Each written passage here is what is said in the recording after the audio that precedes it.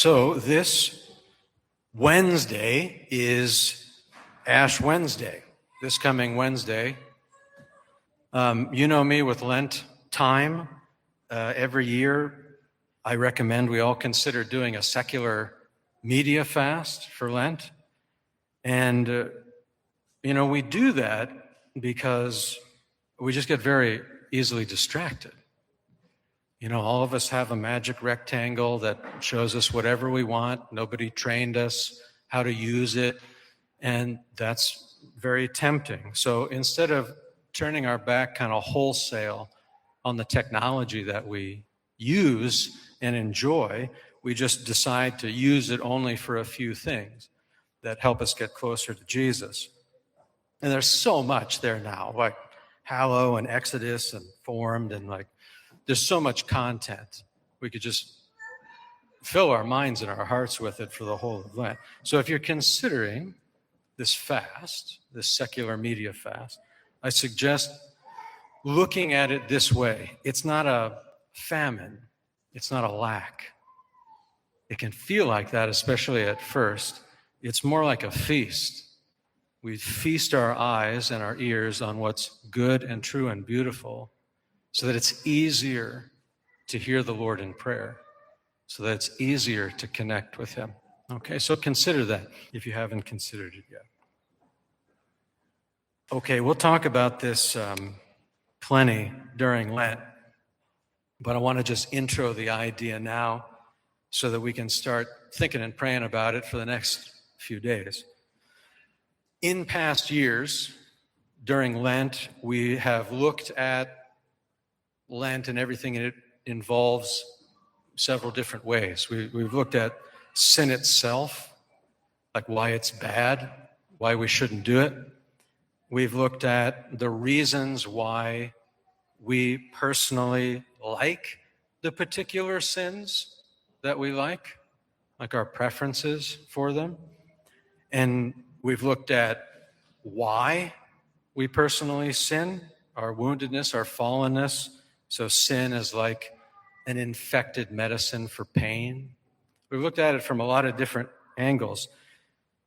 This year, I want to go deeper than that. I feel the Lord wants us to go to a level deeper than that, to a more fundamental layer. And that layer in our hearts is so fundamental that we don't even consciously think about it all the time, or maybe ever.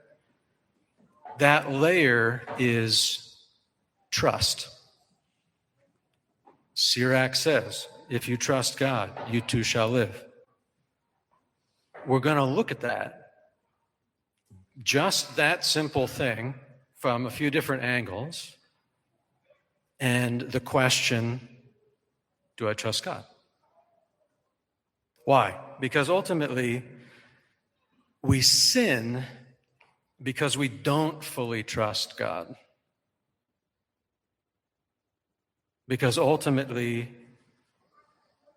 when we're put into a circumstance where we have to specifically make a choice, we don't trust Him in that particular instance to give us something better than the tempting thing right in front of us. And we may not even consciously think about that. It may not cross our minds, but every time we will to sin, that operation is happening inside of us. Distrust or mistrust. All through the Scripture and the lives of the saints, the same pattern repeats itself. A person stands in front of something that's immediate and visible and controllable. And they have to choose whether to take it or trust God that He has something better. Abraham could have clung to Isaac, the promise God had given him, instead of surrendering him. The rich young man could have actually followed Jesus instead of protecting his wealth. Esau traded his birthright for a bowl of stew, Moses walked away from the palace of Egypt.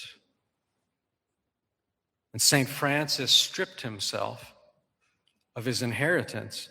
Even Jesus in the desert rejected bread and spectacle and power offered without the cross. In every case, there was a temptation, maybe evil, maybe not, but it was something present and tangible. Here's the point for us. Listen to this. But holiness, actual holiness, begins when we refuse to let the immediate define our destiny. That's where it starts. The saints choose the unseen over the seen. They look at what they were promised by God, and they choose that over whatever they may want in that moment. And that choice, again and again, is the difference between just surviving in the world and living for heaven. That's basically what we're faced with. Just surviving in the world or living for heaven. It's true, there are a great many things that we're asked to do or not do by God. Jesus gives us a bunch of them here today. But doing them or not doing them doesn't mean much if we don't truly believe he has a reason for teaching us how to live. They'll just seem arbitrary. And our desires in the moment, whatever the motivation is, will overcome the promise. Another way of putting it is, there's no holiness of life without relationship. And relationship is impossible without trust.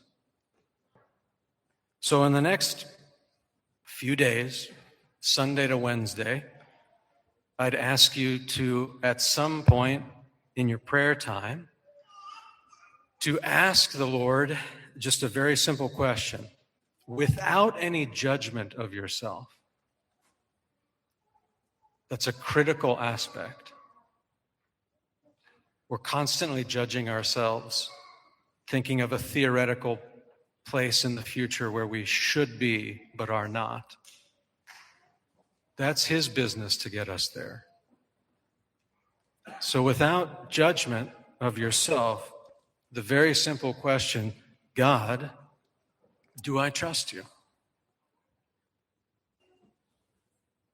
God, do I trust you? And with that, our Lenten journey will begin.